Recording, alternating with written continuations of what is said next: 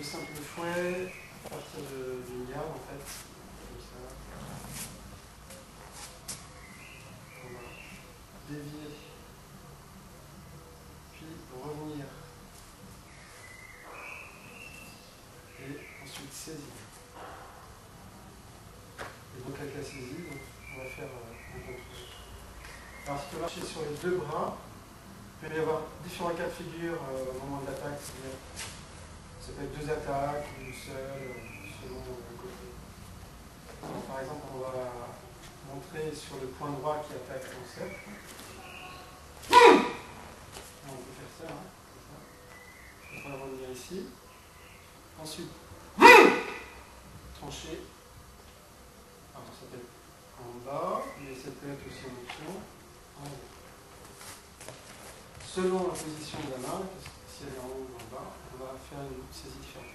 En bas, on va partir travailler en dessous. Donc ici, on tord, on vient sous le coude pour faire que le bras se tende, on attrape l'index ou index majeur, et ensuite, on tend le bras. Et on va exactement se mettre comme dans l'enchaînement, c'est-à-dire avec le poignet plié et une descente du doigt en bas normalement dans l'enchaînement. Il fait levier en fait.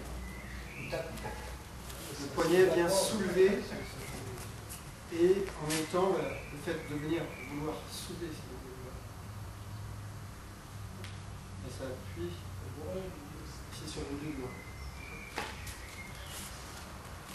Si c'est l'autre point en direct, pareil, hein. On peut faire la même chose au départ, puis revenir par en dessous pour frapper, tendre le bras. Là, ça sera le petit doigt et l'annulaire, que le petit doigt et que l'annulaire. Et pareil, amener dans la position comme dans l'enchaînement, c'est-à-dire ici, le bras tendu. Et tout de suite, ça monte sur la pointe du pied. Après, les différents cas de figure, s'il y a deux coups de poing, par exemple, un en bas du gauche, un en haut du droit, on va faire la crevette. Ensuite, pivoter pour arrêter le deuxième, frapper en dessous, tordre. Le fait ici d'amener le bras sous le coude, ça permet aussi de régler un petit peu les choses. Donc, par exemple, si son coude est plié, on va tirer un petit peu vers soi, faire rouler notre bras en dessous de sien pour positionner la main. Bien sûr, il y a cette action-là également. Et ensuite, il est assez loin. Donc, assez loin parce qu'il ne peut pas donner un coup de poing. Et de toute façon, si bien sûr la pointe des pieds, il ne peut pas donner de coup de pied. Puis, même à distance, il est assez grand. L'idéal étant quand même sur l'autre bras. Donc, par exemple, s'il donne un coup de poing en bas, en plexus, point direct. Là. Ici, c'est assez idéal puisque son point est vraiment de l'autre côté. Donc ça, c'est encore plus sécurisant par rapport au point. Après, s'il lève le pied, nous, on soulève aussi. Un peu plus. Est-ce que c'est bon? C'est compliqué. Alors, je remonte les étapes. Je viens d'y saisir. Donc, on va faire sur un coup de poing droit au visage.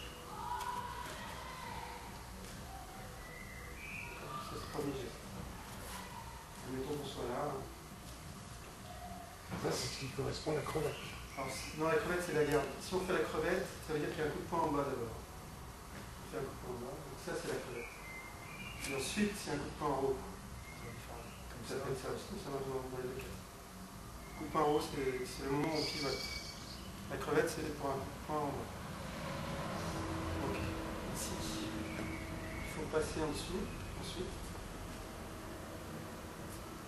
Alors, donc là, il y a un arrêt avec la main gauche. La main droite frappe aux yeux, passe devant les yeux pour perturber. On touche carrément. On tranche la carotide sur le cou.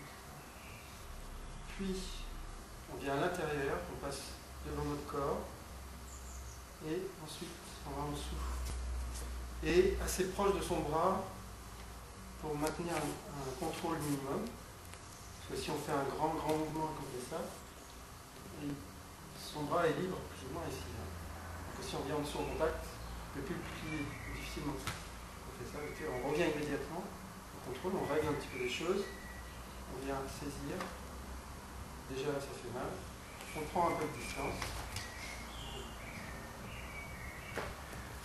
Toujours la remarque qu'il y a des gens qui sont sensibles et d'autres qui ne le sont pas. Donc il y a des gens, vous allez faire ça, puis il faudra aller jusque là. L'enchaînement ancien, on va jusque là. L'enchaînement moderne, normalement ça suffit. Doucement. Et doucement à l'entraînement. Je remonte encore les 3 étapes. Coup de poing en haut. Tout de suite on essaie de saisir. On est perturbé, on passe à l'intérieur. On revient, on contrôle un petit peu sous le coude. La main bien vers le ciel, vers l'avant. On saisit. Et on tend ensuite le bras tout en pliant le poignet. Et l'enchaînement, après il y a un deuxième adversaire au moment, au bleu. On frappe. Difficile. Si c'est à la bonne hauteur, alors oui, pour la 3e étape, c'est-à-dire après avoir frappé ici, il est important que le bras soit à la hauteur de son épaule.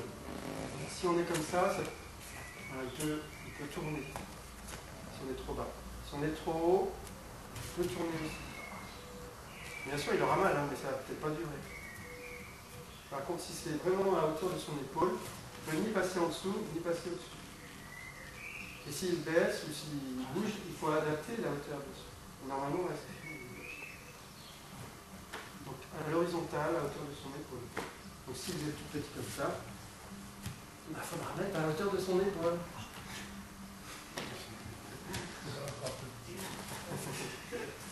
Il y a limite quand même. Allez, c'est parti.